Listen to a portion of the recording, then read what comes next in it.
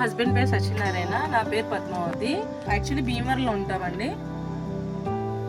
ఇది మా మావయ్య గారు ఆయన సంపాదించిన ఆస్తి. ఎప్పుడైతే మా మావయ్య గారు చనిపోయారో మా మావయ్య గారి గురించి నా చెరువు నేను చేసుకుంటానని చెప్తే అప్పుడు అక్కడి నుంచి భీమవరం నుంచి రావాల్సి వచ్చింది. యాక్చువల్లీ అయితే మేము ఫ్యాషన్ డిజైనింగ్, ఆయన రైలు కొనేవారు. ఆయన ఇంకా వదిలేసి రావాల్సి వచ్చింది ఫార్మింగ్లోకి. మా హస్బెండ్ అక్కడి నుంచి 40 కిలోమీటర్స్ డైలీ జర్నీ చేస్తుంటే ఇబ్బంది అవుతుందని తనకి హెల్ప్ఫుల్గా నేను రావాల్సి వచ్చింది. తనకి అన్నదమ్ములు ఎవరు లేరు, అలా అని మా పిల్లలు కూడా చిన్నవాళ్ళు. దాని గురించి నేను ఆయనకి హెల్ప్ గుంటే రావడం, నాకు ఫార్మింగ్లో ఇంట్రెస్ట్ పుట్టి నేను కూడా ఇంట్రెస్ట్గా చేయడం జరుగుతుంది. మేడం, మీరు ఫార్మింగ్కి రావాలని ఫిక్స్ అయిన తర్వాత మీ ఫ్యామిలీలో వచ్చిన ఛాలెంజెస్ ఏంటి? అంటే బయట పక్క ఉన్న వాళ్ళు కూడా అంటారు కదా, లేడీస్ అనేది ఆక్వాకల్చర్ రావడం ఏంటనేది. అప్పుడు మీరు ఎలాంటి ఛాలెంజెస్ అనేది ఫేస్ చేశారు? చాలా ఛాలెంజెస్ నేను ఫేస్ చేయాల్సి జరిగిందండి. ముందుగా మా పిల్లలు, నేను వచ్చిన కొత్తలో మా పిల్లలు చాలా చిన్నవాళ్ళు, వాళ్ళని వదిలి రావడం ఒకసారి జరిగేది. మా మదర్కి లేదు, మళ్ళీ నేను తీసుకురావడం కూడా జరిగేది. డైలీ 40 కిలోమీటర్స్ అనేది చాలా గట్టిగా ఉంటుంది. ఇక్కడికి వచ్చిన తర్వాత రైతులు అనేవారు, ఆడవాళ్ళు చేయడం ఏంటి, మీరెందుకు వస్తున్నారు అన్న మాటలు వచ్చినాయి.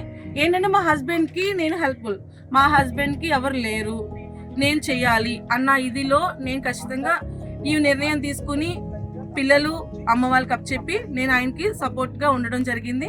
ఆ తర్వాత సపోర్టే అనుకున్నాను, నాకు ఫార్మింగ్లో కూడా ఇంట్రెస్ట్ పుట్టింది. నేను ఫార్మింగ్ కూడా చేయడం జరుగుతుంది. ఏదైనా సరే ఇద్దరం కలిపే చేసుకుంటాం. మీరు ఫార్మింగ్లోకి వచ్చారు కదా, ఫార్మింగ్లోకి వచ్చిన తర్వాత మీ హ్యాపీనెస్ ఏంటంటే మీరు ఎలా దీంట్లో సక్సెస్ అయ్యారు?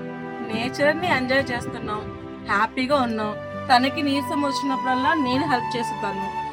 నేను ఆయనకి ఫుడ్ అది వండి పెట్టడం, న్యాచురల్గా మేము ఇక్కడ పంట పండించుకొని అవి కోసుకొని తిండి చాలా సంతోషంగా ఉంటుంది. నెక్స్ట్ ఏంటంటే మేము చిన్న పిల్ల కాంచి వేసినప్పటి నుంచి పెంచుతాం కాబట్టి అవి ఫీడ్ ఇచ్చినప్పుడు కానీ మెడిసిన్ ఇచ్చినప్పుడు కానీ ఎవ్రీ డే నేను చెక్ చేసుకుంటూ ఉంటాను. నేను చాలా సంతోషంగా ఉన్నా. ఈ ఫార్మింగ్ చేయడం వల్ల నాకు చాలా ఇంట్రెస్ట్ పుట్టింది. ఇంకా మహిళలు కూడా ఇలా చేయడం వల్ల వాళ్ళకి కూడా ఏంటి భర్తలు ఎంత కష్టపడతారని తెలుస్తుంది. వాళ్ళకు కూడా ఫ్యూచర్ కూడా బాగుంటుంది చేయడం వల్ల, నా ఒపీనియన్ అది.